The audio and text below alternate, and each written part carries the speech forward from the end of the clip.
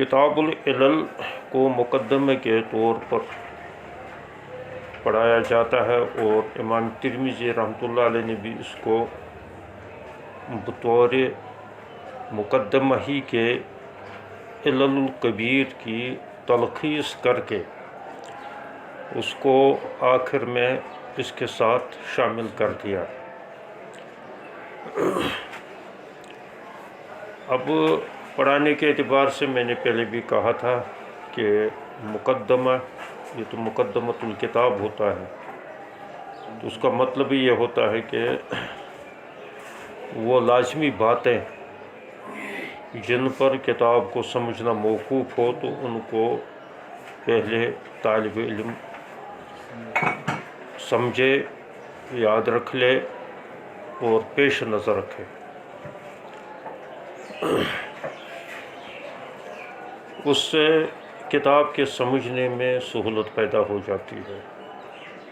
اسی وجہ سے اکثر مصنفین کا یہ دستور ہے کہ وہ مقدمۃ الکتاب پہلے لکھتے ہیں اور بعد میں کتاب کے مضامین اس میں درج کر لیتے ہیں۔ جس موضوع کی بھی کتاب ہو تو اس کا مقدمہ پہلے ہوتا ہے اور بعد میں کتاب تیار ہوتی ہے۔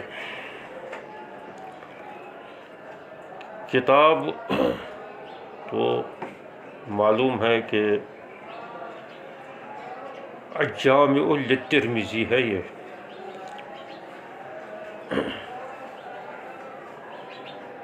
یعنی یہ امام ترمذی رحمۃ اللہ علیہ کی وہ کتاب ہے کہ جس میں امام ترمذی رحمۃ اللہ علیہ نے اپنی مرویات جو ان کو بسند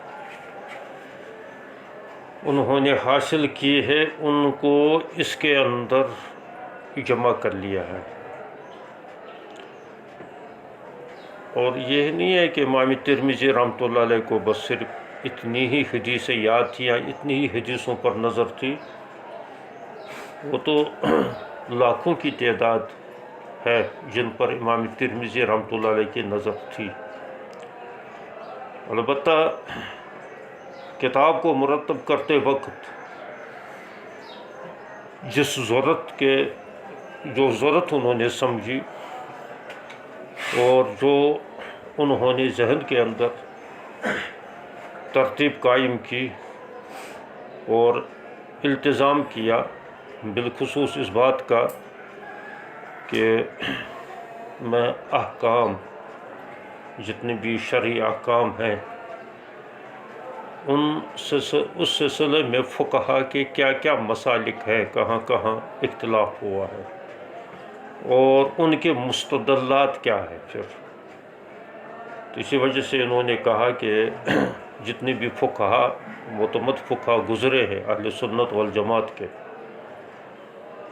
تو ان کا جو مسلک رہا ہے وہ کس حدیث کی بنیاد پر رہا ہے اور اس کے پیچھے کیا دلیل تھی، کون سی حدیث دلیل تھی۔ اس میں فقہائے اربعہ بھی آ گئے اور دیگر فقہا بھی آ گئے، 20-22 فقہا کا تذکرہ انہوں نے کیا ہے، ان کے اقوال انہوں نے اس میں درج کیے ہیں اور اس سلسلے کی احادیث کو بھی انہوں نے اس میں لایا ہے۔ اسی طرح انہوں نے اس کتاب کے اندر 3 چیزیں جو ہیں کا التزام کیا۔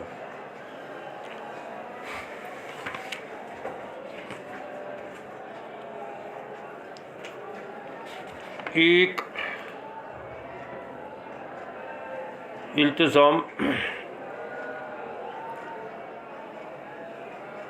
انہوں نے یہ کیا ہے کہ اس کتاب کو جامع بنا دیا، اور جامع تو آپ کو معلوم ہے کہ جس میں 8 علوم ہو، یہ پڑھے ہیں، بار بار سنے بھی ہوں گے اور اس میں پڑھے بھی ہیں۔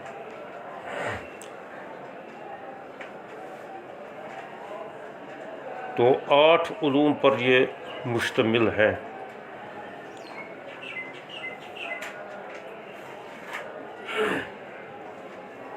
اسی طریقے سے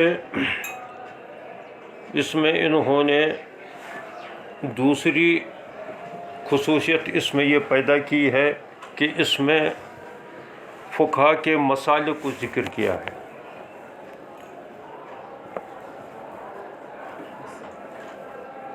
اور ان کے مستدلات کو بھی ذکر کیا ہے۔ اور تیسری خصوصیت اس کی یہ ہے کہ یہ معلل بھی ہے۔ معلل ہونے کا مطلب یہ ہے کہ اس کی سندوں پر بحث بھی کی ہے اور ہر قسم کی حدیث لائے ہیں، صحیح حدیث بھی لائے ہیں جہاں پر کسی مسئلے کے متعلق یا کسی شرعی حکم کے متعلق کوئی صحیح حدیث ہو تو اس صحیح حدیث کو بھی ذکر کر لیتے ہیں، حدیث حسن کو بھی لاتے ہیں اور حدیث غریب کو بھی لاتے ہیں۔ لیکن کبھی کبھی یہ ایسا بھی کر لیتے ہیں اس میں کہ کسی مسئلے کے متعلق صحیح حدیث ہوتی ہے، بخاری اور مسلم کی حدیث ہوتی ہے، لیکن امام ترمذی رحمۃ اللہ علیہ اس سلسلے کے ایک ضعیف حدیث لاتے ہیں اس مسئلے کے اس بات کے لیے یا اس مسئلے کے دلیل کے طور پر کسی ضعیف حدیث کو ذکر کرنے کے لیے۔ اس کی مثالیں بھی بہت ساری آ جائے گی کتاب کے اندر۔ اب سوال یہ پیدا ہوتا ہے کہ جب اس باب کے سلسلے میں صحیح حدیث ہے تو اسی کو اس نے دلیل کیوں نہیں بنایا؟ دراصل یہ اس نے اس پہ التزام کیا ہے معلل ہونے کا، تو اب یہ اس طرف اشارہ کر رہے ہیں کہ اگرچہ اس سلسلے میں اس مسئلے کی بنیاد کسی صحیح حدیث پر ہے، مسئلے کی دلیل یہ نہیں ہے، مسئلے کی دلیل تو وہ صحیح حدیث ہے جو دوسری کتابوں میں ہے، لیکن اس سلسلے کی میں ایک حدیث اور بھی ذکر کر رہا ہوں جو ایک کمزور حدیث ہے، ضعیف حدیث ہے، یا اس سے نیچے درجے کی کوئی حدیث ہے، جتنی بھی حدیث کی ضعیف حدیثوں کے اقسام ہیں ان میں سے کوئی حدیث ہے، تو اس کو بھی ذکر کر رہا ہوں تاکہ طلباء کے سامنے وہ حدیث بھی رہے اور اس پر جو ہے مجھے بھی بحث کرنے کا موقع مل جائے۔ یہ حدیث غریب ہے، یہ حدیث ضعیف ہے، فلاں راوی اس میں ضعیف ہے، یہ حدیث منکر ہے یا دوسری معضل ہے، منقطع ہے، وغیرہ وغیرہ جتنی بھی ہے۔ تو چونکہ اس نے تو غریب کا وہ میں نے بتایا تھا کتاب العلل کے اندر، تو ایک عام معنی میں مراد لے لیا ہے، تو اس وجہ سے ضعیف حدیثوں کی بھی جتنی بھی اقسام ہیں تو ان میں سے کوئی کہیں پر کسی حدیث کو یہ ذکر کر لیتے ہیں تاکہ اس کی سند بھی اس کے پیش نظر رہے۔ اس حدیث کی صحیح سند اگرچہ دوسری کتابوں میں موجود ہے اور امام ترمذی رحمۃ اللہ علیہ کے پاس وہ سند موجود ہے، اور ممکن ہے کہ اس صحیح سند سے بھی امام ترمذی رحمۃ اللہ علیہ نے اس حدیث کو حاصل بھی کیا ہو، ایسا نہیں ہے کہ اس کے پاس وہ حدیث نہیں تھی، لیکن یہ دوسری حدیث جو دوسری سند سے آئی ہے اور ضعیف سند ہے اور اس سند کے اندر وہ معلل ہے بمعنی عام۔ ایک ہے علت کی وہ تعریف جو میں نے بتائی تھی کہ علت کی وہ تعریف کہ جس میں کوئی خفیہ وجہ ہے، ذوب کی کوئی خفیہ وجہ ہے جس پر خواص ہی مطلع ہو سکتے ہیں، لیکن کہیں کہیں ایسے بھی ہیں کہ ان کی ظاہری وجہ ہے، مثلا کوئی راوی ضعیف ہے۔ اب جو حضرات بھی یا جو طلباء بھی اسماء الرجال کے ساتھ کچھ نہ کچھ واسطہ رکھتے ہیں تو ان کے یہاں بھی ذہن میں یہ رہتا ہے کہ فلاں راوی ضعیف ہے، وہ اس سند میں بھی آ گئے، اس کا مطلب یہ ہے کہ یہ سند جو ہے ضعیف ہو گئی ہے، تو تاکہ طالب علم کے سامنے وہ سند بھی رہے کہ یہ سند آئی ہے، اس میں یہ ضعیف راوی آئی۔ لیکن اگر کسی حدیث کے اندر کوئی خفیہ علت ہے تو اس پر امام ترمذی رحمۃ اللہ علیہ کو بھی بحث کرنے کا یہ موقع مل جائے گا کہ اس حدیث کے اندر یہ خفیہ وجہ معلوم ہوتی ہے، اور میں نے اس سلسلے میں امام بخاری رحمۃ اللہ سے بھی پوچھا اور دوسرے حضرات سے بھی اس کا جو ہے تذکرہ کیا اور پھر خود بھی سوچا، تو پھر جو ہے یہاں پر یہ علت نکل آئی ہے جس کی وجہ سے یہ خفیہ علت ہے جس کی وجہ سے یہ حدیث ضعیف ہو گئی ہے۔ تو لیکن یہ بھی اس مسئلے کے سلسلے کی ایک دلیل ہے، اگرچہ یہ ضعیف ہے، کیونکہ ہر چیز علم حدیث پڑھتے وقت ہر چیز طالب علم کے ذہن میں رہنا چاہیے۔ تو اس وجہ سے اس کو انہوں نے معلل بھی بنا لیا جان بوجھ کر، تاکہ طلباء اس چیزوں سے بھی واقف رہیں۔ کل اگر وہ خود کہیں پر کسی حدیث کے سلسلے میں بحث کریں یا بطور دلیل وہ پیش کریں یا کسی کے ساتھ وہ مذاکرہ اس کا کر لیں، تو اگر کوئی اس کو کوئی سند پیش کر لے گا فریق مخالف، جیسے شوافیہ اور احناف اور موالک یا موالک اور شوافیہ میں کئی اکثر بیشتر مسائل کے اندر اختلاف رہتا ہے، تو اگر ادھر سے دوسرا فریق یا دوسرے مجتہدین کے پیروکار مقلدین اگر کہیں دلیل پیش کریں گے تو اس کو یہ پتہ ہونا چاہیے کہ یہ صحیح سند سے یہ دلیل پیش کر رہا ہے، یہ حدیث پیش کر رہا ہے جو صحیح سند سے ثابت ہے، یا ایسی حدیث سے پیش کر رہا ہے جو ضعیف سند سے یا معلل سند ہے اس سند سے یہ پیش کر رہا ہے۔ یہ علم حدیث کے پڑھنے کے لیے اور علم حدیث کو سمجھنے کے لیے اور علم حدیث کے روایت و درایت کے لیے ان چیزوں سے واقف ہونا طالب علموں کو ضروری ہوتا ہے۔ اس وجہ سے اس نے معلل بنایا، ورنہ اس کو کیا تھا، صحیح صحت کا ہی جو ہے یہ صحیح سند سے ثابت شدہ احادیثی کے درج کرنے کا یہ اہتمام کر لیتے ہیں، لیکن چونکہ وہ کام کر چکے تھے دوسرے حضرات، امام بخاری رحمۃ اللہ علیہ جو اس کے استاد بھی رہے ہیں اور جن پر ان کا بڑا اعتماد بھی رہا ہے، اسی طریقے سے امام مسلم رحمۃ اللہ علیہ بھی اس کا اہتمام کر چکے تھے، تو انہوں نے یہ سوچا ہے کہ جو کام دوسرے حضرات کر چکے ہیں تو میں بھی وہی کام کر لوں تو اس سے کیا فائدہ ہوگا، میں تو ایسا کام کر لوں کہ جس سے اجتہادی افادہ ہو، طلباء کو اور بھی فائدہ کچھ پہنچے، وہ حدیثوں کے سند سے واقف ہو جائیں کہ ان احادیث کی صحیح سند کون ہے، ضعیف سند کون ہے، منقطع سند کون ہے، مرسل سند کون ہے، اور اس کا موقع تبھی ان کو مل جائے گا کہ جب اس قسم کی احادیث بھی یہ اس میں لائی گئی۔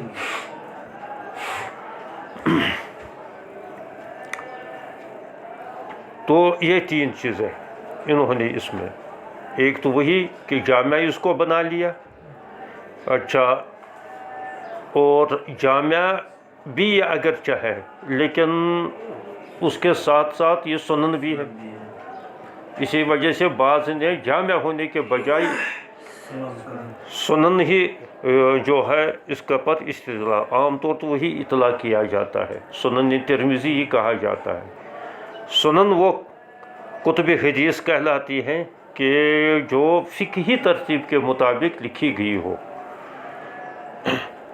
اسی وجہ سے امام ترمذی رحمۃ اللہ علیہ اس میں فقہی ترتیب، جو عام طور فقہی ترتیب ہے، کتاب و طہارت ہے، پھر کتاب و جو ہے صلاۃ ہے، پھر کتاب و صوم ہے، اور کتاب و صوم کے بعد پھر کوئی کتاب و زکوٰۃ کو لے لیتا ہے، پھر اس کے بعد جو ہے کتاب الحج ہے، پھر اس کے بعد دوسرے احکام ہے وغیرہ وغیرہ۔ تو اس طریقے سے انہوں نے اس فقہی ترتیب کے مطابق باقی علوم تو بھی باقی دوسری جلد میں آئے ہیں، ان سے بھی بحث کی ہے، تو بہرحال یہ جمہور محدثین کے نزدیک یہ کتاب جامع ہے، اور جامع ہونے کے ساتھ ساتھ سنن بھی ہے۔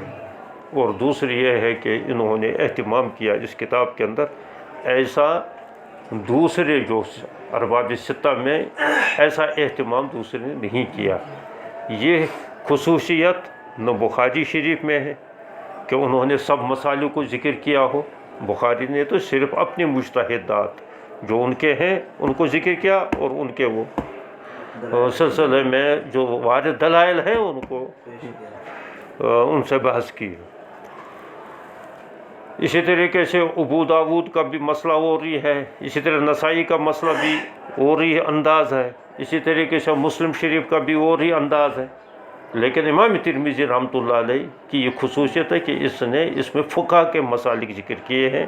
حدیث ذکر کرنے کے بعد پہلے مسلک کو ذکر نہیں کیا، کیونکہ حدیث مسلک کے تابع نہیں ہے، مسلک حدیث کے تابع ہے. سمجھے؟ کہیں الٹا سیدھا سمجھو گے. تو مسلک جو ہے یہ تابع ہے کس کے؟ قرآن اور حدیث کے. تو اس وجہ سے جو ہے انہوں نے احادیث کی روشنی میں جو مسلک اخذ ہوتا ہے تو اس مسلک کو ذکر کیا، اور یہ بھی یہ فرمایا ہے کہ یہ مسلک کسی نہ کسی فقہا میں سے کسی نہ کسی فقی کا یہ مختار رہا ہے. وہ الگ بات ہے کتنے اس کے وہ پھر ماننے والے ہیں، اس مسلک پر عامل کتنے ہیں کتنے نہیں ہیں، وہ الگ مسئلہ ہے. کہیں ایسا فقی بھی ہوگا کہ بس جس کا وہ خود صرف قائل رہا ہو لیکن دوسرے اس کے ماننے والے پیکار نہ رہے ہو، اور یہ کوئی ضروری بھی نہیں ہے کیونکہ یہ اجتہادی مسائل ہے. اچھا، حدیث کے سلسلے میں جو کتابیں لکھی گئی ہیں یہ بھی آپ نے سنا ہوگا. بخاری شریف کی شروع میں اس میں بعض جو ہیں کتب جو لکھے گئے ہیں صحاح لکھے گئے ہیں، جو صحاح کہلاتے ہیں. صحیح کی جمع ہے صحاح، تو یہ صحاح ہے جو صحیح حدیثیں جس میں جمع کیے ہیں، جیسے بخاری اور مسلم کے اندر. صحیح کی بس مختصر تعریف ہے کہ جو مرفوع، جس میں مرفوع اور متصل یعنی منقطع نہیں، مرفوع حدیث ہے یعنی مرسل نہیں، اور متصل یعنی جن میں کہیں انقطاع نہیں. تو ایسی احادیث کو انہوں نے ذکر کیا ہے. اور امام بخاری رحمۃ اللہ علیہ کے وہ دوسری شرطیں بھی ہیں، تو وہ تو بخاری کی شرط ہیں اور مسلم کی شرط ہیں. پھر بعض میں جو ہے بعض کتابیں جوامع کے طور پر لکھی گئی ہے، جیسے جامع الصحیح البخاری. اسی طریقے سے مسلم شریف کے جامع ہونے میں اختلاف ہے. اکثر حضرات اس کو جوامع میں شمار نہیں کر لیتے ہیں، سنا ہوگا. وجہ اس کی یہ ہے کہ اس میں کتاب و تفسیر برائے نام ہے، وہ مکمل نہیں ہے، بس ہے مختصر ہے. اچھا، بعض کتابیں سنن ہیں، تو سنن کو تو ابھی میں نے بتا دیا. سنن نسائی ہے، سنن ابن ماجہ ہے، سنن ابو داود ہے. اسی طریقے سے یہ بھی ہے، سنن ترمذی بھی ہے.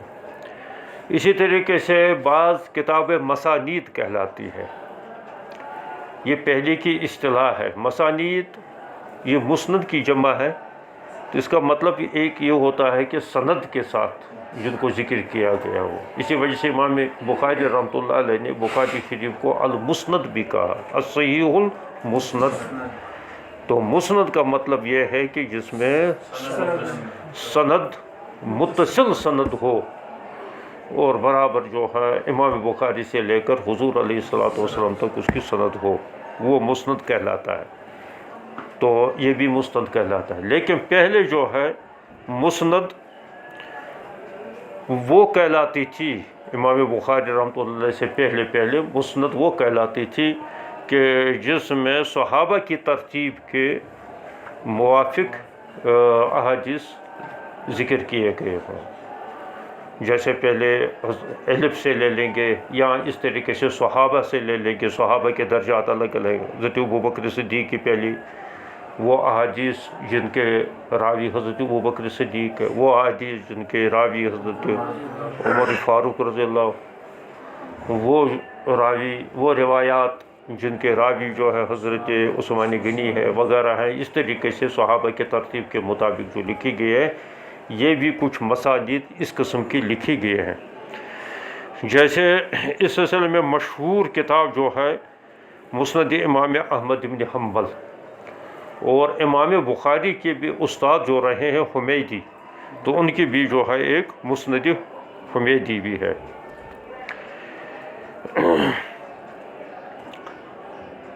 اچھا، اس کے بعد ایک قسم ہے، یہ پانچویں قسم ہے، یہ معاجم کہلاتے ہیں، معاجم یا معاجم. تو یہ معجم کی جمع ہے. اس میں کیا ہوتا ہے کہ ہر محدث اپنے شیوخ کی روایات کے ترتیب کے اعتبار سے احادیث کو جمع کر لیتے ہیں.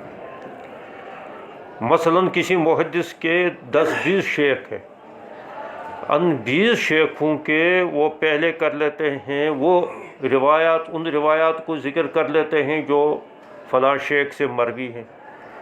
ان کو چاہے وہ کسی موضوع کے متعلق ہو، اس میں موضوع کی ترتیب نہیں رہے گی، موضوع کی ترتیب نہیں رہے گی، کیونکہ جس شیخ سے اس نے سنی ہے تو مختلف قسم کی حدیثیں سنی ہوں گی مختلف موضوعات کے متعلق. تو بس وہاں وہ یہ ہے کہ فلاں شیخ سے میں نے اتنی احادیث سنی ہے، 50، 60، 200، 400، 1000، تو ان کو ذکر کر لیتے ہیں. پھر اس کے بعد جو ہے نا وہ اپنی جگہ ذہن میں ترتیب رکھ لیتے ہیں. جو اعلیٰ درجے کا شیخ ہو تو پہلے اس کا ذکر کر لیں گے. جیسے مسانید کے اندر پہلے جو سب سے اعلیٰ درجے کا صحابی ہے تو پہلے اس کا ذکر کر لیتے ہیں. اسی طریقے سے کبھی کبھی ایسا بھی ہوتا ہے کہ جو شیخ جس کے شیوخ میں کوئی اعلیٰ درجے کا شیخ ہو تو پہلے وہ اس میں سے جو اعلیٰ ہوگا تو اس کے مرویات کو اپنی کتاب کے اندر ذکر کرے گا، اور اس کے بعد جو اس کے ذہن کے مطابق، اس کے فیصلے کے مطابق جو دوسرے درجے کا ہو تو اس کو پھر ذکر کرے گا، پھر تیسرے درجے کا ہو. تو اس طریقے سے وہ معاجم کہلاتے ہیں.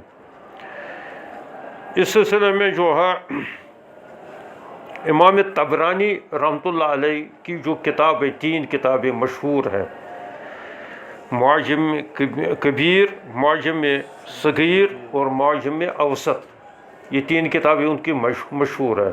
وہ امام طبرانی رحمۃ اللہ علیہ نے اسی ترتیب کے مطابق ان کو جو ہے درج کیا ہے، مرتب کیا ہے.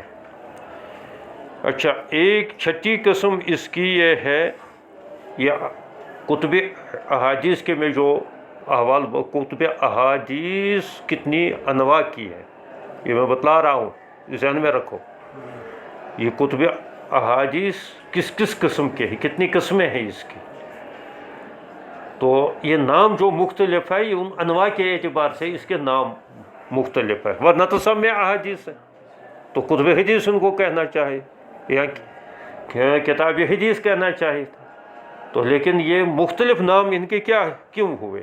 کسی کو صحاح، کسی کو جوامع، کسی کو سنن، کسی کو مسانید، کسی کو معاجم وغیرہ. یہ کیوں کہا گیا ہے؟ یہ اسی اعتبار سے کہا گیا ہے، ترتیب کے اعتبار سے. اچھا، ایک قسم ہے مستدرک.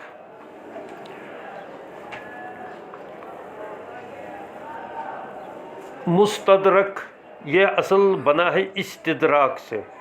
استدرک کے معنی آتے ہیں چھوٹے ہوئے کو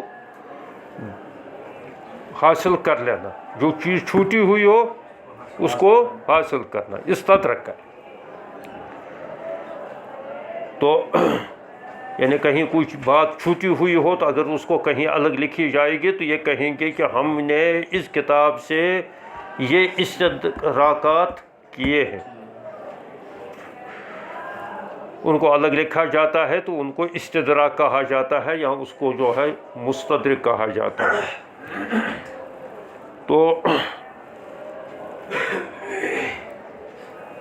اب امام بخاری رحمۃ اللہ علیہ نے جو بخاری شریف کو ترتیب دے دیا ہے، یا امام مسلم رحمۃ اللہ علیہ نے جو شرائط اپنے لیے وضع کیے ہیں،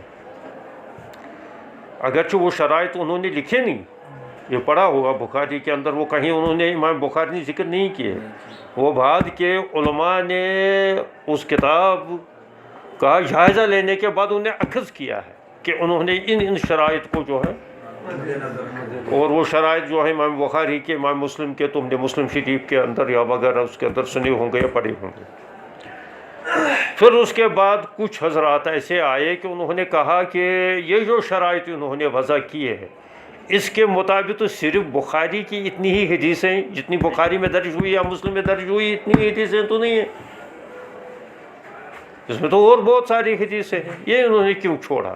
تو یہ چھوٹی ہوئی چیزیں جو ان کے ذہن کے موافق ہیں، ان کی سوچ کے موافق ہے، یہ بھی تو ان شرائط پر پوری اترتے ہیں، یہ حدیثیں بھی تو مسلم کی شرائط پر پوری اترتی ہیں، یہ حدیثیں بھی تو بخاری کے شرائط پر پوری اترتے ہیں، تو ان کو کیوں انہوں نے چھوڑا؟ چلو انہوں نے چھوڑا کتاب کو مختصر کرنے کے لیے اور کسی غرض سے، اور ہے بھی صحیح بات کہ امام بخاری نے بہت سارے خود فرمایا ہے کہ بہت سے صحاح سے میں نے جو ہے چھوڑ دیا ہے وہ طوال کی غرض سے، طول کی غرض سے کہ وہ لمبی کتاب ہو جائے گی تو بعد میں پتہ نہیں اس کو کوئی ہاتھ میں بھی لے گا یا نہیں لے گا، تو میں نے ان سے جو ہے اس کی تلخیص کی ہے، ان میں سے انہی احادیث کو لایا ہے کہ جو میرے مجتہدات کے جو ہے دلائل بن سکتے تھے تو ان کو میں نے لایا ہے۔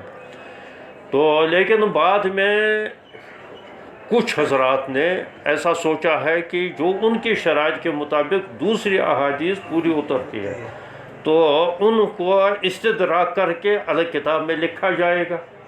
تو چنانچہ ایک بہت بڑے عالم گزرے ہیں ابو عبداللہ الحاکم نیشاپوری، یہ نیشاپور کے بہت زبردست عالم تھے اور وہاں جو ہے قاضی بھی رہے ہیں، تو انہوں نے جو کتاب لکھی ہے تو اس کا نام بھی انہوں نے لکھا ہے المستدرک لحاکم،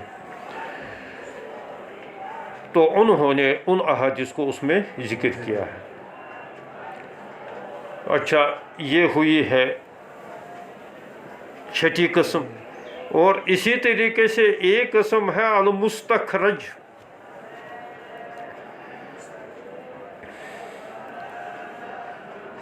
مستخرج ایک قسم ہے، یہ مستخرج کس کو کہتے ہیں؟ مستخرج کا مطلب یہ ہے کہ اگر کسی محدث کے پاس احادیث ہیں 1000 2000 10,000 20,000 لاکھ اس کے پاس ہے، وہ اس نے ذکر کیا ہے، بیان کیا ہے یا کتاب اس پر لکھی ہے، وہ لکھیں گے اپنی ہی سندوں سے۔ جیسے امام ترمذی رحمۃ اللہ نے جس میں جتنی احادیث اس میں ذکر کیے ہیں تو وہ اپنی سندوں سے اس نے ذکر کیا ہے، میں نے فلاں سے یہ حدیث پڑھی، فلاں اس نے فلاں سے، اس نے فلاں سے، اس نے جو ہے سند پھر رسول اللہ صلی اللہ علیہ وسلم پہنچائی۔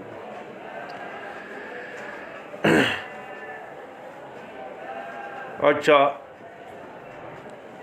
کچھ لوگ آئے ہیں کہ ان احادیث کو جو جنہوں نے اپنے سندوں سے اس کو بیان کیا تھا، اس نے انہی احادیث کو اپنی سندوں سے بیان کیا، انہیں سند بدل دی۔ فرض کرو بخاری کے اندر امام بخاری رحمۃ اللہ نے جو جتنے بھی احادیث ذکر کیے ہیں، تو قدرتی بات یہ ہے کہ وہ تو انہی احادیث کو ذکر کریں گے جو کہ مروی ہے اپنی سندوں سے، وہ تو ایسے تو نقل نہیں کریں گے کہ فلان کہ اس سند سے بیان کر لیتے تھے، جس سے اس نے سنا ہے، جس سے باضابطہ اس نے علم حدیث حاصل کیا ہے، وہ جو ہے اسی سند کو بیان کرنے کے بعد اس حدیث کو وہ ذکر کر لیتے ہیں۔ لیکن اب حدیث اس کا مطلب یہ متن وہی رہا، لیکن مستخرج کے اندر سند بدل گئی۔ دوسرا محدث آ کر کہتے ہیں کہ یہ جو امام بخاری کو یہ حدیث حاصل ہوئی ہے اس سند سے، مجھے بھی یہی حدیث حاصل ہوئی ہے لیکن اس سند سے ہوئی ہے، وہ دوسری سند پیش کر لیتا ہے، گویا کہ اس کی تخریج وہ کر رہا ہے دوسری سند سے، اپنی سندوں سے، کیونکہ امام بخاری تھوڑی ٹھیکیدار تھے حدیثوں کے، تو دوسرے حضرات کو دوسرے سندوں سے بھی وہ حدیثیں حاصل ہوئی ہو، لیکن کہیں ایک پر وہ جو ہے مستخرج بھی کسی کتابی کے متعلق، مثلا بخاری کے اندر جتنے حدیث آئے ہیں انہوں نے امام بخاری نے اپنے سندوں سے کو ذکر کیا، دوسرے نے آ کر اسی بخاری شریف کے انہی احادیث کو فرض کرو انہی احادیث کو جو ہے اپنی سندوں سے بیان کرے.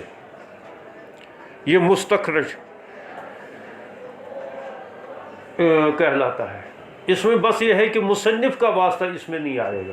اگر مصنف کا واسطہ آ گیا تو پھر تو بات وہی پہنچ گئی، پھر تو اس نے تو اس کو ذکر کیا ہے. کیونکہ مصنف کا جب واسطہ آ گیا ہے، یعنی جو مثلاً بخاری کا واسطہ اس میں آیا ہے، اگر امام ترمذی رحمۃ اللہ علیہ اس حدیث کو امام بخاری سے نقل کریں گے تو اس کا مطلب کیا ہے کہ اب امام ترمذی رحمۃ اللہ کی اس حدیث کی سند میں بخاری کا واسطہ آ گیا، امام بخاری کا واسطہ آ گیا. تو یہ مستخرج میں شامل نہیں ہوگی.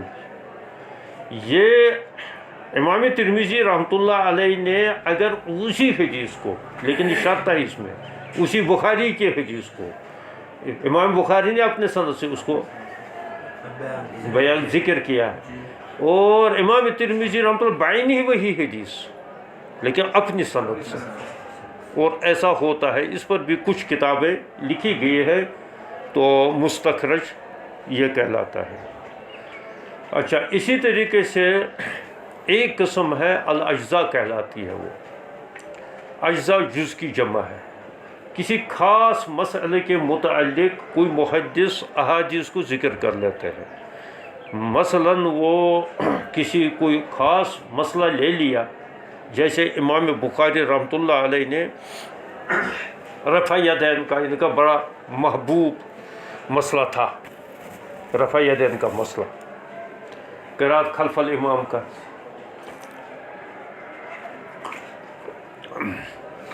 اس کے بڑے زبردست قائل تھے، اور دوسروں پر جو ہے اس نے اس پر تنقید بھی کی ہے کہ یہ کیوں نہیں قائل، اس سلسلے میں اتنی احادیث ہے، اتنے دلائل ہیں. اب انہوں نے کیا کیا ہے کہ انہوں نے اس سلسلے میں رفع یدین کے سلسلے میں جتنی بھی احادیث وارد ہوئی ہے ایک جگہ جمع کر لی، تو اس کا نام یہ رکھا ہے جزء رفع یدین. تو یہ جز کہلاتا ہے. تو اس طریقے سے یہ بعد کے دور کے اندر بھی کسی مسئلے کے متعلق، لیکن بات تو حضرات نقل کر لیتے ہیں. امام ترمذی، امام بخاری رحمۃ اللہ علیہ نے جو کیا ہے وہ اپنی سندوں سے کیا ہے کہ یہ حدیث ہے، اس سلسلے میں مجھے ان سندوں سے. اس نے دوسری کتاب کا حوالہ نہیں دے دیا، یا دوسرے کے مصنف کا حوالہ نہیں دے دیا، کسی محدث کا حوالہ نہیں دے دیا. جو ان کو خود اپنی سندوں سے، اپنی شیوخ سے، جو ان کو اس سلسلے میں اس خاص مسئلے کے متعلق احادیث کیا حاصل ہوئی ہوں، ان کو ایک رسالے کے اندر اس نے جمع کر لیا، تو ہو گیا جزء رفع یدین، یا ہو گیا ہے جزء قرات خلف الفاتحہ.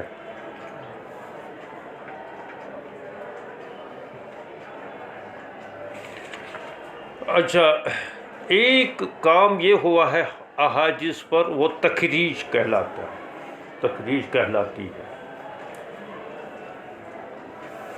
تخریج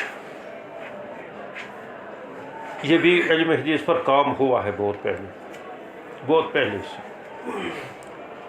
مثلاً ہدایہ کے اندر بطور دلیل کے، کسی مسئلے کے دلیل کے طور پر احادیث کو پیش کیے گئے. ہدایہ پر ہی زیادہ کام ہوا ہے. اس نے بطور دلیل کوئی حدیث لائے، اور وہ صرف اس نے حوالہ دے دیا ہے کہ حدیث میں یہ آیا ہے. جیسے رسول اللہ صلی اللہ علیہ وسلم وہ دلیل میں دیتے ہیں، جیسے رسول اللہ صلی اللہ علیہ وسلم نے فرمایا، حضور صلی اللہ علیہ وسلم سے مروی ہے. اچھا، اس کی سند کا کچھ عطا پتہ نہیں. یہ امام کیا کہیں گے اس کو، صاحب ہدایہ نے حدیث کہاں سے لی ہے، اور اس حدیث کا پایا کیا ہے، اس حدیث کا مرتبہ کیا ہے، یہ کچھ پتہ نہیں ہوتا ہے. ہدایہ پڑھتے ہو تو کیا پتہ چلتا ہے، وہاں کچھ پتہ نہیں چلتا. یہ حدیث ضعیف ہے، کبھی ہے، صحیح ہے، بخاری کی ہے، مسلم کی ہے، کہاں کی یہ حدیث ہے. تو بہت ساری احادیث جو ہے انہوں نے بطور استدلال کے پیش کیا ہے. امام جہاں پھر آتا ہے امام، اصل تو صاحب ہدایہ ہے، وہ بھی تو امام تھے، امام ہدایہ کہو. تو صاحب ہدایہ نے جو ہے ان کو ذکر کیا ہے، لیکن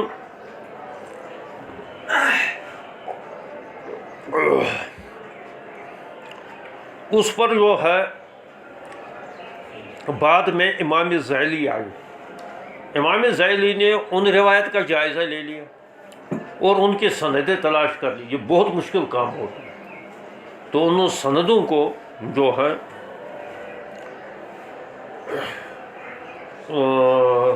حاصل کر لیا۔ حاصل کرنے کے بعد اس پر جو ہے ایک کتاب بھی لکھی ہے، یہ بھی 4-5 جلدوں کی والی کتاب ہے یہ، بلکہ اب تو یہ نئی چھپی ہے تو شاید 7-8 جلدوں والی کتاب ہوگی، نصب الرایہ فی تخریج الہدایہ، امام زیلی کی ہے۔ یہ بھی بہت زبردست فقی بھی رہے ہیں اور حنفی بھی رہے ہیں اور محدث بھی رہے ہیں۔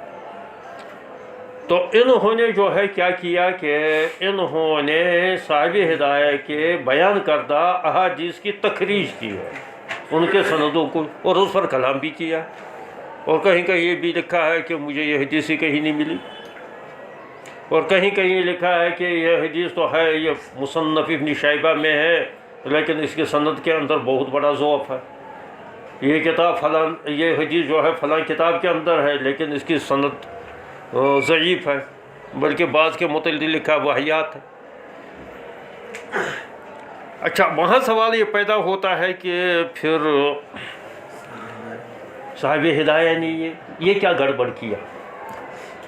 یہ ہدایہ پڑھنے والے کے ذہن میں تو یہ پیدا ہو جاتا ہے، اور ایک دفعہ تو ایک طالب علم نے اعتراض بھی کیا تھا، وہ کہتے ہیں کہ اس کا مطلب یہ ہے تو دوسرے تو سچ کہتے ہیں کہ صاحب ہدایہ نے جو ہے مسائل کی بنیاد یا مسائل کا استدلال ضعیف حدیثوں پر رکھا ہے، تو یہی تو دوسرے کہتے ہیں، اور ہم اس کا کیا جواب دیں گے؟ تو میں نے ان کو یہ سمجھایا، میں نے کہا کہ یہ تو صاحب ہدایہ کے یہ جو مسائل، صاحب ہدایہ تو خود تو مجتہد مطلق نہیں، اس نے نقل کیے ہیں فقہ حنفی کے روایات جامع صغیر سے، اور زیادہ تر اس نے قدوری سے لیا ہے، کیونکہ قدوری جو ہے یہ خلاصہ ہے جامع صغیر کا۔ اس نے کیا کیا ہے، ان روایات کی تلخیص کی ہے اور اس کو جمع کیا، اپنا کوئی مسئلہ اس نے نہیں لکھا ہے۔ وہاں جو جامع صغیر کے اندر یا جامع کبیر کے اندر جو روایات تھی وہ ذرا طویل تھی، یا کچھ اس میں اغماس تھا، تو انہوں نے کیا کیا کہ انہوں نے جو ہے ان کو بطور خلاصہ ان روایات کو اس میں قدوری کے اندر جمع کر دیا۔ صاحب ہدایہ نے مدار اسی کو بنایا، کیونکہ صاحب قدوری بھی بہت بڑے محقق تھے، بڑے معتمد تھے، عالم تھے، تو انہوں نے اس کی چونکہ تلخیص کی تھی، تو اس وجہ سے وہ کبھی تو کالا کے نیچے لکھتے ہیں ای القدوری، اور کبھی کالا کے نیچے ہوتا ہے ای جامع صغیر فی جامع صغیر۔ امام محمد نے جامع صغیر کے اندر لکھا ہے، تو گویا کہ وہ روایت۔ اچھا، وہ تو احناف کی مرویات ہے، وہ تو احناف کی مرویات ہے، تو صاحب ہدایہ کا تو وہ اپنا اجتہاد تو نہیں، ٹھیک۔ صاحب ہدایہ نے صرف یہ التزام کیا ہے کہ اس نے ان کے دلائل، نقلی دلائل بھی عقلی دلائل بھی، اور ایسا بہت ہوتا ہے، اس نقطے کو آپ سمجھنا ہے تمہیں۔ یہ ہدایہ کے اندر ویسے شاید تم پڑھ چکے ہوں گے تو، لیکن پھر بعد میں بلا دیتے ہو کہ اصل صاحب ہدایہ کے روایات کا مدار تو جامع صغیر ہے یا قدوری ہے، یا یہ بھی مت کہو، یہ کہو کہ فقہاء، یہ امام ابو حنیفہ رحمۃ اللہ علیہ کے اقوال ہیں، بس کہیں بھی جمع کیے گئے ہو، یہ کسی کتاب کے اندر بھی ہو، چاہے امام محمد رحمۃ اللہ نقل کیے ہو، چاہے زیادات کے اندر ہو، چاہے جو ہے صاحب قدوری نے ان کو نقل کیا ہو، تو اصل مدار، مسائل کا مدار کیا ہے؟ امام ابو حنیفہ رحمۃ اللہ کے اقوال۔ اچھا، امام ابو حنیفہ رحمۃ اللہ کے جو اقوال ہیں، فیصلہ جات ہیں، مسائل ہیں، مرویات ہیں امام ابو حنیفہ کے، انہوں نے تھوڑی اس کی دلیل لکھی ہے، تو وہ تو ان کے فیصلے ہیں، مباحثہ ہوتا تھا، اس مباحثے کو نہیں لکھا جاتا دوسروں کی کیا دلیل تھی. بعد میں جب اس کونسل کے اندر وہ 40 علماء پر مشتمل تھی تو اس میں جو امام ابو حنیفہ رحمۃ اللہ فرماتے تھے تو سب جو ہے اس کو امن نہ صدق نہ کرتے تھے. اور اس کی مجلس کے اندر، اس کی اس کونسل کے اندر تو بڑے بڑے محدثین بھی ہوتے تھے. وہ سمجھ جاتے تھے کہ انہوں نے اس مسئلے کا مدار کس حدیث کو بنایا، قرآن کی کس آیت کو بنایا. ہمارے لیے تو سمجھنا یہ بڑا دشوار ہے، تو سمجھتے تھے. اچھا، پھر دلائل تو انہوں نے لکھے نہیں، وہ تو خود ہی سمجھتے تھے. بس ان کا اب امام ابو حنیفہ رحمۃ اللہ نے کیا فیصلہ کیا، اس فیصلے پر وہ آمنا صدق نہ کرتے تھے اور اس کو تصدیق بھی کرتے تھے. اور امام محمد رحمۃ اللہ علیہ نے بعد میں ان کو جمع بھی کیا کہ یہ ہے. کہیں کہیں اختلاف ہوا ہے، وہ الگ مسئلہ ہے، لیکن ان کو جمع بھی کیا ہے. اچھا، اصل مدار صاحب ہدایہ کا ہے کن پر؟ امام ابو حنیفہ رحمۃ اللہ علیہ کے اقوال پر. لیکن امام صاحب ہدایہ نے یہ التزام کیا ہے کہ اب میں ذرا اپنے طور سے ان کے دلائل لکھوں، اپنے طور سے ان کے دلائل لکھوں. دلائل کے اندر اصل دلیل کیا ہے؟ چونکہ وہ منقول نہیں ہے امام ابو حنیفہ رحمۃ اللہ علیہ سے. اگر منقول ہوتی تو تب تو کوئی مسئلہ نہ تھا. سارا چاہے وہ دلیل مضبوط ہوتی یا کمزور ہوتی تو اعتراض آتا کس پر؟ امام ابو حنیفہ پر. صاحب ہدایہ پر نہیں آتا، وہی نقل کر لیتے وہ، یا دوسرے علماء وہی نقل کر لیتے. لیکن تو وہ تو دلائل تو وہ تو نقل انہوں نے وہاں نہیں کیا، صرف ان کا قول ہے. صاحب ہدایہ نے اپنے طور سے اس کے جو ہے دلائل بیان کیے. اچھا، دلائل دو قسم کے ہوتے ہیں، ایک دلیل ہوتی ہے عقلی، دوسری ہوتی ہے نقلی. نقلی دلیل کے اندر کہیں صحیح حدیث بھی ہوتی ہے، کہیں ضعیف حدیث بھی ہوتی ہے. اچھا، ضعیف حدیث ہو گئی تو مسئلے کا مدار اس ضعیف حدیث پر نہیں ہوگا. وہاں کیا ہوگا؟ وہاں اصل مسئلے کا مدار اجتہاد پر ہوگا، قیاس پر ہوگا. یعنی وہ ضعیف حدیث کو بھی وہ نظر انداز ہی اس وقت کر لیتے ہیں، کیونکہ احکام کا مدار کسی ضعیف حدیث پر نہیں رکھا جا سکتا. تو اصل مدار تو ہے اس مسئلے کا کس پر؟ اجتہاد پر. اجتہاداً یہ ثابت ہوتا ہے کہ یہ ہے قول امام ابو حنیفہ رحمۃ اللہ علیہ کا، یعنی ان کا فیصلہ، ان کا اجتہادی کوشش جو ہے اس نتیجے پر پہنچی، یہ مسئلہ بنا. البتہ وہ ضعیف حدیث جو ہے نا وہ بھی بطور شاہد کے یہ پیش کر دیتے ہیں، کہتے ہیں حدیث میں بھی ایسا ہے، اگرچہ وہ ضعیف حدیث ہے. ایسا نہیں ہے یہ کہیں دھوکہ تمہیں لگ جائے کہ صاحب ہدایہ کو جو ہے حدیث کا علم ہی نہیں تھا اور وہ ہر ضعیف حدیث کو سہارا لیتے تھے، تنقید کا سہارا، تو اس وجہ سے وہ اس طریقے سے وہ میٹیریل بنا دیتے ہیں کہ کسی طریقے سے اس کو لوگوں کو گلے سے اتار دیں گے اور الاپنے کی کوشش کریں گے. ایسا نہیں ہے. اس کی ایک دلیل ہوتی ہے مضبوط دلیل، اجتہادی دلیل. کیونکہ اگر فرض کرو یا تو کوئی صحیح حدیث ہونی چاہیے، ویسے اس میں بھی اجتہاد کے بھی الگ الگ طریقے ہیں. امام شافعی رحمۃ اللہ علیہ تو لیتے ہیں اصح ما فی الباب، وہ حدیث لے لیتے ہیں کہ جو اس سلسلے میں وارد احادیث میں زیادہ صحیح ترین ہو، اس پر مسئلے کا مدار رکھ لیتے ہیں. اور یہ تو امام شافعی رحمۃ اللہ. امام مالک رحمۃ اللہ علیہ تمام حدیثوں کو تو رکھتے ہیں، لیکن زیادہ تر ترجیح دیتے ہیں معمول مدینہ کو، جو ان کا معمول رہا ہے. عمل مدینہ کو وہ کہتے ہیں عمل مدینہ حجت جو ہے یہاں کے جو ہے اہل مدینہ مسلسل چلے آ رہے ہیں اسی پر، اس وجہ سے اس کی کوئی نہ کوئی بنیاد ضرور ہوگی، تو لہٰذا مسئلے کا مدار اسی پر. احناف کیا کر لیتے ہیں؟ احناف مجموع احادیث صحاح و ضعاف کو پیش نظر رکھتے ہیں. سب سے پہلے قرآن کو، اس کے بعد مجموع احادیث، اور مجموع احادیث میں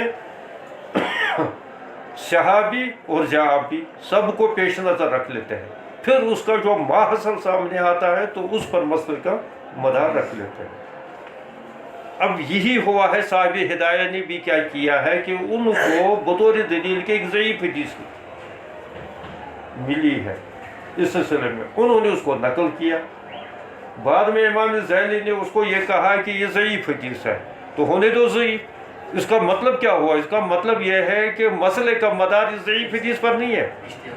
مسئلے کا مدار جو ہے کس پر؟ اجتہاد پر ہے.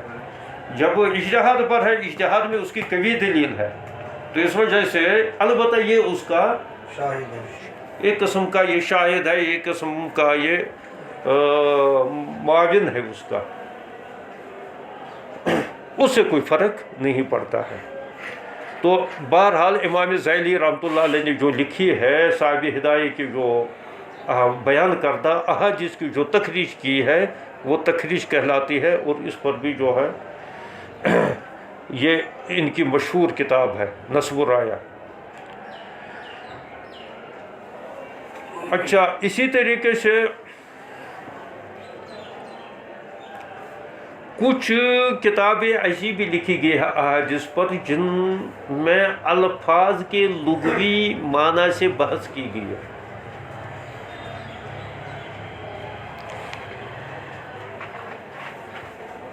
اچھا، لغوی معنی ہی خالص مراد نہیں ہوتا ہے. قرآن حدیث کو سمجھنے کے لیے اگر صرف اس کا انحصار لغت پر رکھا جائے گا تو قرآن حدیث جو ہے پھر ایک چیستان بن کر رہ جائے گا. اسی وجہ سے جو لوگ خالص عربی جاننے کی صلاحیت رکھتے ہیں، یہاں دعویٰ کرتے ہیں کہ ہمیں تو بھرپور عربی جدید و قدیم، بالخصوص زمانۂ جاہلیت کے عربی میں بھی بہت سارے لوگ ایسے گزرے ہیں کہ جو اچھی مہارت رکھ لیتے ہیں، لیکن مہارت رکھنے کے باوجود وہ اس کا اہل قرار نہیں دے جا سکتے ہیں کہ وہ کسی حدیث کی توضیح تشریح کرے اور اس کو حجت سمجھے، کیونکہ لغت سے جو ہے نہ قرآن حل ہوتا ہے نہ احادیث، بلکہ یہ اس زمانے کے اندر حضور علیہ السلام نے یا قرآن پاک نے اس لفظ کو کس پس منظر میں استعمال کیا، یعنی قرآنی اصطلاح میں اور احادیث کی اصطلاح میں یہ کس معنی اور مفہوم میں استعمال ہوا ہے، یہ بھی ایک علم ہے. اس کو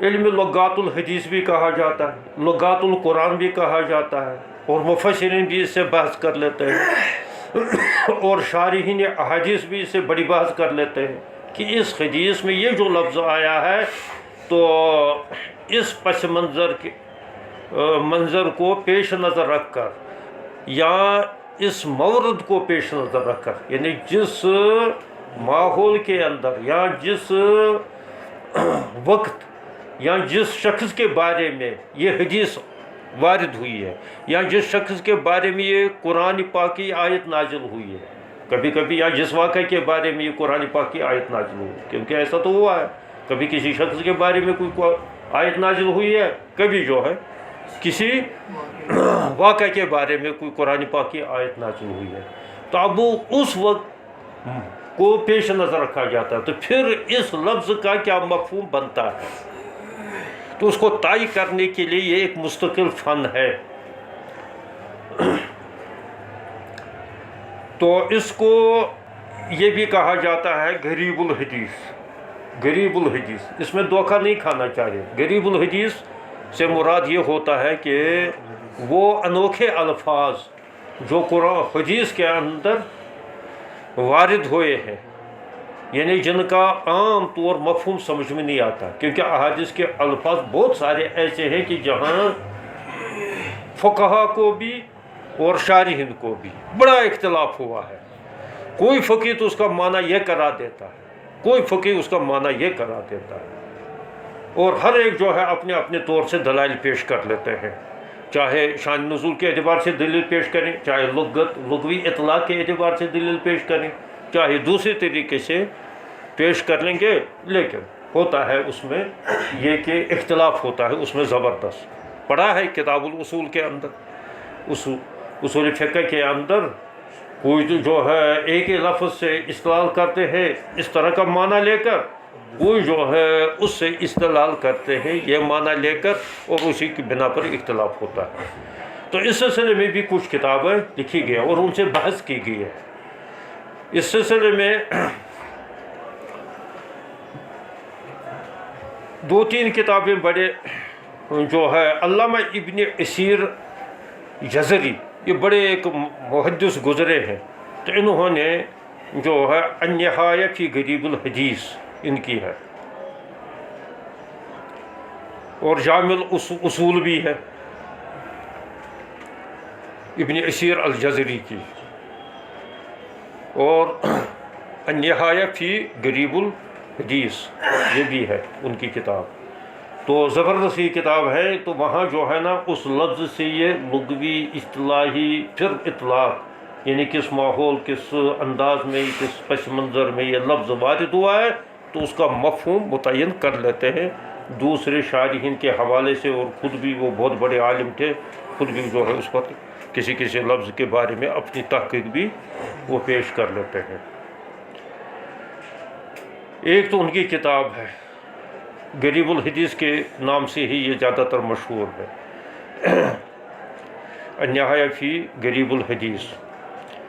اچھا، اور اسی طریقے سے علامہ زمخشری، چونکہ یہ بھی بہت نحوی بھی رہے ہیں اور بہت بلاغت، فصاحت و بلاغت کے یہ امام رہے ہیں، علم المعانی کے یہ پیشوا رہے ہیں زمخشری کی، تو ان کی ایک کتاب ہے الفائق، الفائق ان کی زبردست کتاب ہے۔ یہ وہ مکتبہ شاملہ کے اندر یہ ہے، اب یہ چھپتی نہیں ہے، تو اس میں میں نے دیکھی ہے، تو اس میں بھی انہوں نے اپنے حیثیت کے مطابق اس سے بحث کی ہے۔ اچھا، تیسری کتاب ہے اس میں اہم، جو یہاں موجود بھی ہوتے عام طور ملتی ہے، وہ ہے علامہ طاہر پٹھنی کی مجمع بحار الانوار، مجمع بحار الانوار۔ اس میں جو ہے انہوں نے، یہ اصل پورا نام ہے اس کا، مجمع بحار الانوار فی غرائب التنزیل والآثار۔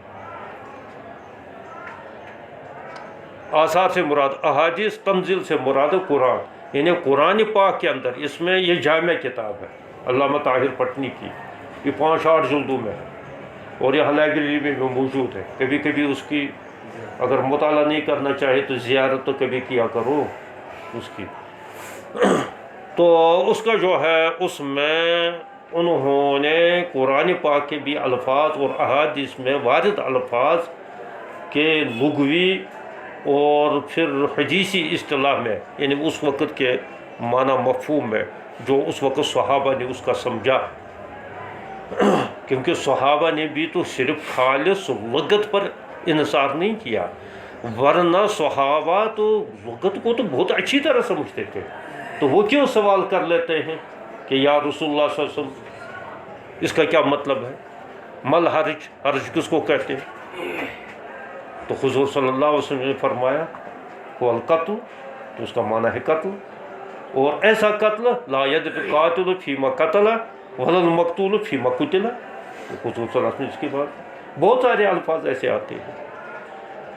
یہاں تو وہ حرج کا معنی دوسرا سمجھتے تھے صحابہ، اور ایسا نہیں ہو سکتا ہے کہ وہ جانتے ہی نہیں تھے حرج کو، کیونکہ حضور علیہ الصلوۃ والسلام جن الفاظ کو بولتے تھے تو وہ تو ایسے تو نہیں ہے کہ رومی ایران کے الفاظ بولے، وہ ادھر ادھر کے الفاظ بولے، تمہاری طرح جو ہے بولتے ہو کشمیری تو کہتے ہو مجھے پرابلم ہے، اور پرابلم بھی نہیں کہتے، کہتے پرابلنگ ہے، تو ایسے تو نہیں کرتے تھے حضور صلی اللہ علیہ وسلم۔ اور قرآن نے بھی کہا، قرآن نے بھی یہ کہا، یہ بھی ایک نقطہ سمجھو، قرآن نے یہ کہا ہے کہ یہ کتاب میں نے نازل کی ہے، یہ قرآن میں نے نازل کیا ہے، قرآن کیا ہے وہ آیت عربی مبین جس میں یہ لفظ ہے، وَمَا إِنَّا أَنزَلْنَاهُ قُرْآنًا عربیًا، یہ بھی ہے بِلِسَانٍ عَرَبِيٍّ مُبِينٍ، بلسان عربی مبین، یہ ہے نا، یہ آیت کا ٹکڑا ہے، یہ یاد نہیں دلاتے ہو، سوتے رہتے ہو. بلسان عربی، یہ عربی، واضح عربی زبان میں. تو اب اس کا کیا مطلب ہوا؟ اس کا مطلب یہ ہوا ہے کہ اس میں غیر عربی لفظ کوئی ہے ہی نہیں قرآن کے اندر. اچھا، حضور علیہ الصلوۃ والسلام بھی عربی بھی تھے اور فصیح و بلیغ اور جوامع الکلم بھی تھے، تو اس معنی کر کے وہ غیر عربی لفظ نہیں بولتے تھے. یہاں جو ہے نا ایک بحث چھڑی ہے، کیا قرآن پاک کے اندر اور احادیث کے اندر غیر عربی الفاظ آئے ہیں یا نہیں آئے ہیں؟ ایک بحث چھڑی ہے علماء کے یہاں. بعض لوگوں نے تو بالکل اس کے پیش نظر یہ انکار کیا، کہا کہ قرآن کے اندر غیر عربی کا لفظ کوئی ہو ہی نہیں سکتا، کیونکہ قرآن صراحت کر لیتا ہے بلسان عربی مبین، یا انا انزلناہ قرآن عربی لعلکم تتقون. تو لہٰذا یہ تو عربی، تو اس میں تو غیر عربی اگر آئے گا تو. اور دوسری بات یہ ہے کہ عربی زبان کی یہ خصوصیت ہے، بلکہ اہل عرب کا یہ دعویٰ ہے کہ یہ ہماری زبان جو ہے یہ جامع ترین زبان اور ہے بھی. آج کو چھوڑو، یہ مسلط ہوئی ہم پر انگریزی، تو ہم جب سمجھتے ہیں شاید انگریزی کوئی زبان رہی ہے، اس کا کوئی وجود ہی نہیں تھا، اور آج بھی اس کا کوئی وجود نہیں ہے. یہ خواہ مخواہ جو ہے نا اب ہم نے اپنے اوپر اس کو مسلط کر لیا ہے. ورنہ فرانس کے اندر تو فرینچ بولتے ہیں، اور انگریزی کے اندر بھی مختلف بولیاں ہیں. یہ انگریزی جو ہم پر مسلط ہوا ہے، یہ برطانیہ کا اور امریکہ کی انگریزی ہم پر مسلط ہوئی ہے. ورنہ تو ان کی زبانیں بھی یورپ کے اندر جتنی بھی انگریزوں کی زبانیں ہیں بڑی مختلف ہیں. بعض زبانیں ایسی ہیں کہ جو بگڑی ہوئی زبانیں ہیں، وہ زبان جو ہے اس کو دوسرے انگریز بھی جو ہے تسلیم نہیں کر لیتے. فارسی میں کچھ جان تھی اس وقت، فارسی میں اس وقت بڑی جان تھی. دو زبانوں میں جان تھی، ایک تو رومن میں، روما میں، چونکہ یہ دو بر اعظم تھے، یہ دو بر اعظم نہیں، دو سپر پاور تھے. ایک سپر پاور ایران تھا، ایران کے اندر یہ فارس کہلاتا تھا، اور یہ فارس کی حکومت آدھی دنیا پر تھی، بالکل آدھی دنیا پر، ایران سے لے کر اور پھر ادھر سے جو ہے نا یہ پورا جو ہے نا آج روسی علاقہ جس کو سنٹرل ایشیا کہتے ہیں، یہ سب پر جو ہے نا اس وقت یہی فارسیوں کی، پارسی اصل، یہ تو فارسی تو عربی میں بولتے ہیں، ورنہ تو اصل پارسی یہ کہلاتا، یہ پارسیوں کی زبان مسلط تھی. اچھا، ادھر سے جو یورپ کے علاقے تھے تو ان میں جو ہے رومی زبان تھی. یہ بعد میں زبانیں مختلف ہو کر جو ہے یہ کچھ انگریزوں کے ساتھ بھی ملتی جلتی ہے، انگریزی کے ساتھ بھی ملتی جلتی ہے. اس کو اصل افرنگ کہتے ہیں، یہ افرنگی زبان تھی اس وقت. اقبال نے بھی یہ افرنگ جو ہے بہت جگہ استعمال کیا ہے. تو ان دو زبانوں کا چونکہ یہ دو سپر پاوروں کی زبان تھی، تو اس وجہ سے اس کا اثر قبول کر لینا عربوں کے لیے لازمی تھا. لیکن عربوں نے کیا کیا ہے، ان کی زبان اتنی پرمعنی، پرمغز اور اس قدر وسیع المفہوم تھی اور اس قدر جو ہے جامع تھی کہ ان کو ضرورت ہی نہیں پڑی ہے کہ کسی دوسری زبان کا کوئی لفظ لے لینا، الا اکا دکا مجبور. مثلا جتنے پیغمبروں کے نام آئے ہیں وہ آئے ہیں دوسری زبان میں، مثلا عبرانی میں. اب جب وہ منتقل ہوئے قرآن کے اندر تو اس کو جو ہے تھوڑا سا بدل دیا گیا. علامہ کشمیری نے یہی لکھا ہے، کہا کہ قرآن میں بھی اور احادیث کے اندر بھی غیر عربی الفاظ آئے ہیں، لیکن عربوں نے اس کو عربی رنگ میں رنگ دیا ہے، عربی رنگ میں رنگ دیا ہے. وہ کیسے؟ مثلا ان کے یہاں عربوں کے یہاں اس جزیرۃ العرب میں ہاتھی نہیں ہے. اب اس ہاتھی جب ہے ہی نہیں تو اس کے لیے عربوں کے یہاں کوئی لفظ وضع نہیں ہے. پہلے کچھ اشیاء ہوتے ہیں، کچھ مفہوم ہوتے ہیں، تو اس کے لیے کسی لفظ کو وضع کرنے کی ضرورت پیش آتی ہے. یا پہلے الفاظ وضع ہوتے ہیں. جب کوئی مفہوم ہی نہ ہو، کوئی اشیاء ہی نہ ہو، تو مفہوم کس ہو، مطلب الفاظ کس کے لیے وضع کیے جائیں گے؟ پہلے کیا ہوتا، کوئی مفہوم ذہن میں آ جائے، یا ایسا ہے کوئی کسی شے کے لیے کوئی لفظ وضع کرنا ہو، تو تب تو اس کے لیے لفظ وضع کریں گے نا. پہلے تو وہ موجود ہو، مفہوم پہلے دل میں آتا ہے. بیوقوف، ان الکلام لفی الفؤاد وانما جعل اللسان علیہ دلیلا. پہلے تو دل کے اندر آتی ہے بات، اور اس کے بعد جو ہے اس کا کیا کہتے ہیں مفہوم، یا مطلب اس کے الفاظ سے ظاہر کر لیتی ہے زبان. تو اسی طریقے سے مثلا عربی کے یہاں ہاتھی تھا ہی نہیں، تو اس وجہ سے اس کے لیے ان کے یہاں کوئی لفظ متعین نہیں تھا. کوئی اس کو جب تھی نہیں یہ بلا، تو اس وجہ سے اس کے لیے کیا لفظ وہ متعین کر لیتے ہیں. لیکن جب یہ عرب جو ہے نکلے کدھر کے، ایران کے طرف، ایران میں انہوں نے دیکھا ہے یہ ایران میں یہ بلا ہوتی تھی، یہ ہاتھی. تو انہوں نے جب اس کو دیکھا تو ایرانیوں سے سنا ہے کہ اس کو کہتے ہیں وہ پیل. انہوں نے پیل کو پھیل بنا دیا. اب عربی میں پھیل استعمال ہونے لگا، اور قرآن کے اندر بھی ہوا پھیل، کیونکہ پا تو عربی میں ہے ہی. اچھا، اسی طریقے سے وہاں جو ہے نا کچھ اور الفاظ تھے، یہ علامہ کشمیری نے لکھا ہے کہ اسی طریقے سے اور جو نام جو ہے پچھلے پیغمبروں کے. اچھا، وہ بنی اسرائیل، اور بنی اسرائیل کی زبان کیا تھی؟ عبرانی.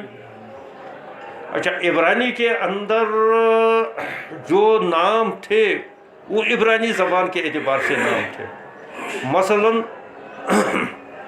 حضرت موسیٰ کا نام میشا، اور یہ اصل میشا ہے، بلکہ بعض نے لکھا یہ اصل حضرت عیسیٰ علیہ السلام کا یہ جو ہے نام ہے مشی. تو اسی سے بن گیا، قرآن نے اس کو ذکر کیا ہے مسیح. تو قرآن کے اندر بھی یہ آیا ہے، لیکن یہ تھوڑا سا اس کی تعریف کر کے، یعنی مطلب عربی رنگ میں رنگ کو، یا ایسے ہم بھی کر لیتے ہیں. ہم جب کسی دوسری زبان سے وہی پرابلم کو تم نے لنک بنایا، یہ اسی وجہ سے ہے کہ اس کو تھوڑا سا توڑ مروڑ کر کے کشمیری بنا لیا اس کو. ایسی ہے عربوں کے یہاں تو زبان دانی تو کمال کی ہوتی تھی. تو انہوں نے کیا کیا کہ انہوں نے دوسرے مجبور جو الفاظ لینے پڑتے تھے. اب حضرت نوح کو کیا کہیں گے عربی میں، اس کے لیے تھوڑی کوئی لفظ وضع کر لیتے، نوح ہی استعمال ہوا. حقیقت میں وہ اصل لفظ کیا تھا وہ خدا بہتر جانتا ہے، وہ تو اصل مفہوم کیا ہے. اسی طریقے سے حضرت عیسیٰ، حضرت موسیٰ علیہ السلام، حضرت زکریا علیہ السلام، حضرت یحییٰ علیہ السلام یہ قرآن میں آئے. ہو سکتا ہے کہ یہ اصلاً عبرانی زبان میں کچھ اور ہو.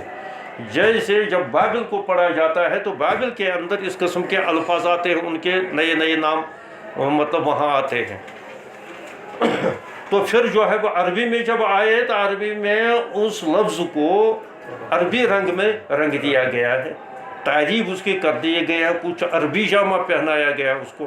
جب عربی جامہ پہنایا گیا اس کو تو پھر اس لفظ وہی لفظ قرآن اور حدیث کے اندر استعمال ہوئے ہیں. علامہ کشمیری نے یہ اصل اس حدیث پر علامہ کشمیری نے لکھا ہے کہ جو آخری حدیث بخاری شریف کی آتی ہے تو اس میں ہے القسطاس. تو انہوں نے امام بخاری لیا هو العدل، پھر رومیہ، یہ رومی زبان میں قسطاس عدل کو کہتے ہیں.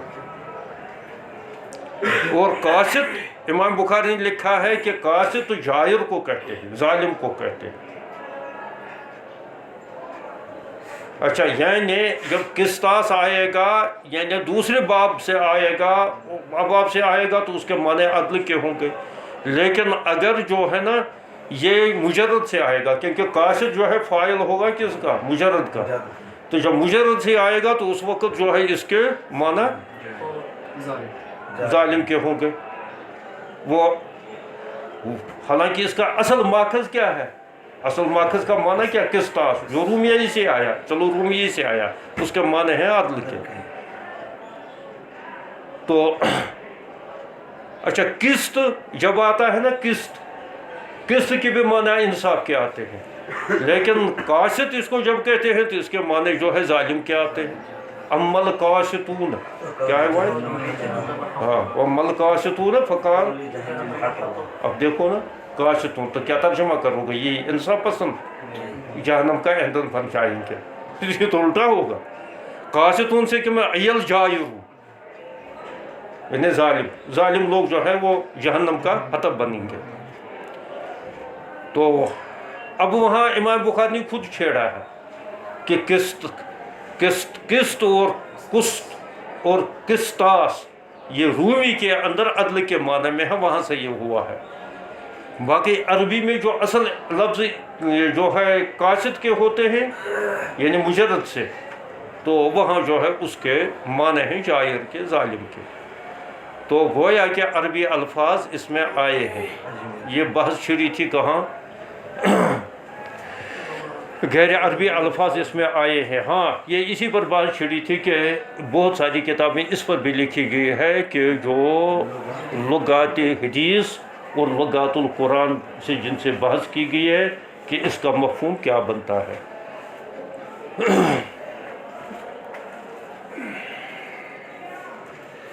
اچھا، یہ بھی تھوڑا سنو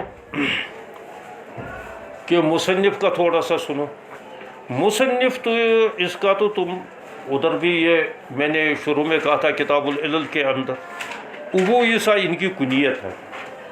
اچھا، یہ ابو عیسیٰ جو ہے اس سے ایک حدیث کے اندر منع بھی آیا ہے۔ علماء نے یہ لکھا ہے کہ کسی کو ابو عیسیٰ نام رکھ لینا، کنیت رکھ لینا، یہ جائز نہیں ہے، کیونکہ اس میں اشتباہ ہو جاتا ہے حضرت عیسیٰ کے باپ ہونے کا، تو اور وہ تو بے باپ پیدا ہوئے تھے۔ لہٰذا ابو عیسیٰ جو ہے اس نے کیسے کنیت رکھی تھی کیا ان کو پتہ یہ نہیں تھا، لیکن علماء نے یہ لکھا ہے کہ اصل میں ممانت ہے یہ، لیکن لغیر ہی ہے، یعنی شروع میں اس کی مطلب اشتباہ ہوتا تھا تو وہ اس طرف ذہن جاتا تھا، بعد میں اس طرف کسی کا ذہن نہیں گیا، تو اس وجہ سے ابو عیسیٰ نام رکھنے میں، کیونکہ جس میں ممانت ہوتی ہے لغیری فی نفسی اس کا جواز باقی رہتا ہے۔ یہ نقطہ یاد رکھ لینا۔ کیا؟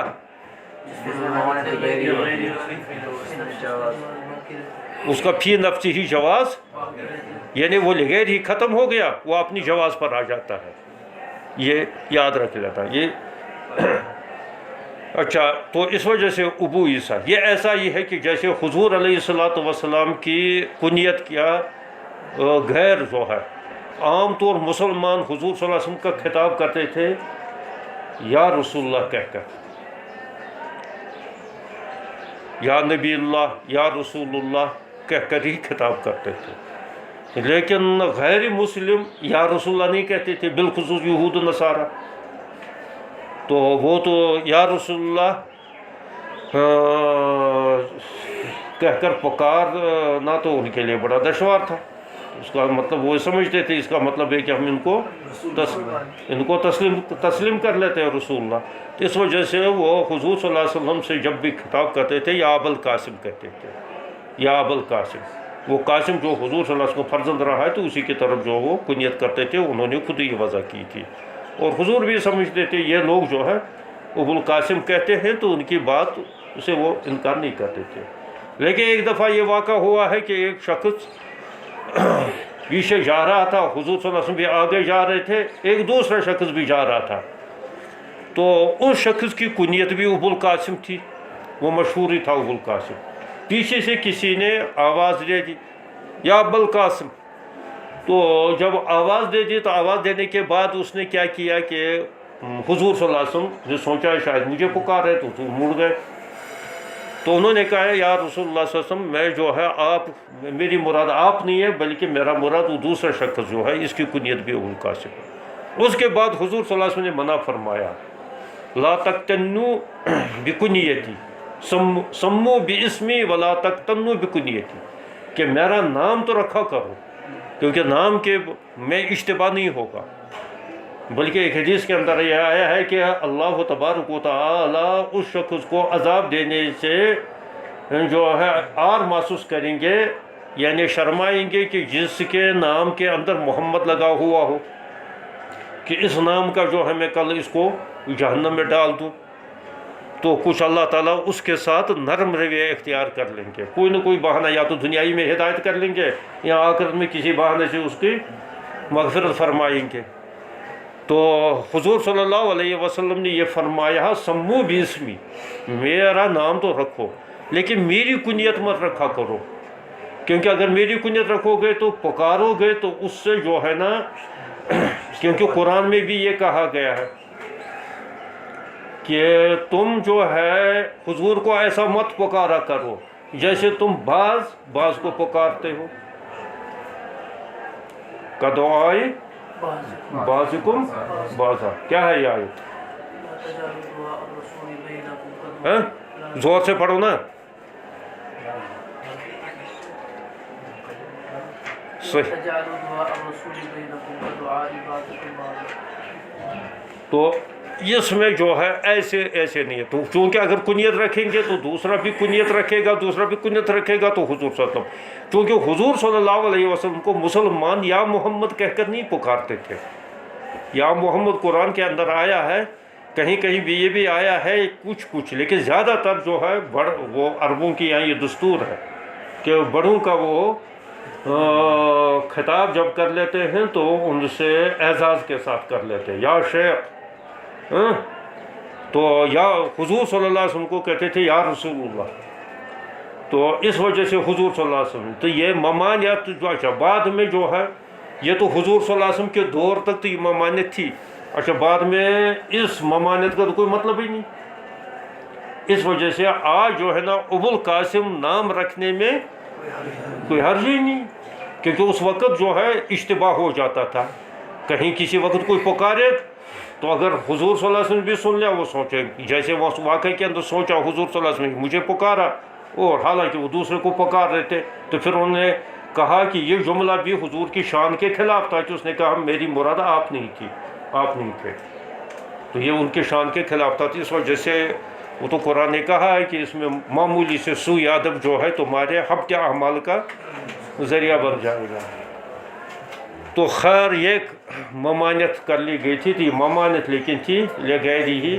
تو یہ ہو گیا ہے بعد میں، یہ مسئلہ حل ہو گیا حضور صلی اللہ علیہ وسلم کے انتقال کے بعد.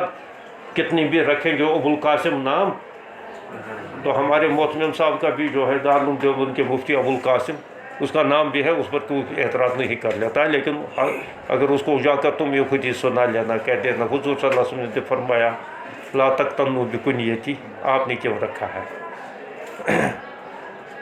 پھر سنو ان کا وہ کیا جواب تمہیں کہیں گے. تو یہ ہے. اب تو کیونکہ ممانعت لی گئی رہی تو اس میں فی نفسی جواز رہتا، وہ غیر جو ہے نا جس کی وجہ سے ممانعت تھی وہ جب زائل ہو گیا، نفسی جواز پھر لوٹ آیا. اچھا، تو اس وجہ سے ابو عیسیٰ کے اندر یہ ہے، بعض لوگوں کو کسی علاقے کے اندر ممکن یہ ہے کہ ہوا ہو، تو اس وجہ سے علماء نے منع کیا تھا اس سے. لیکن ابو عیسیٰ کے اندر جو ہے کنیت رکھ لینے میں کوئی حرجہ نہیں ہے. اس وجہ سے امام ترمذی پر یہ اعتراض نہ ہونا چاہے. اچھا، محمد ان کا نام تھا، بن عیسیٰ بن ثورہ بن موسیٰ البوگی ترمذی. یہ خراسان کا جیہون، یہ جو دریائے جیہون مشہور ہے خراسان کا، تو اس کے ساحل پر ایک واقع ہے. تو ترمز تینوں لغت ہے اس کی، لیکن اکثر جو ہے نا اس کو اس ترمزی کہتے ہیں. یہ مدینۃ الرجال کہلاتا تھا، انہیں شخصیات کا، رجال نہیں مردوں کا شہر، عورتوں کا نہیں، کہیں بیوقوف ایسے سمجھو گے. انہیں شخصیات، بڑی بڑی شخصیات، علمی شخصیات اس ترمذ کے اندر جو ہے اٹھی ہے. اچھا، 209 میں ان کی ولادت ہے اور 279 کے اندر ان کی وفات ہے. تو اس کا مطلب یہ ہے کہ ولادت میں بھی یہ امام بخاری رحمۃ اللہ علیہ سے بعد کے ہیں، اور وفات میں بھی جو ہے امام بخاری رحمۃ اللہ سے بعد کے ہیں۔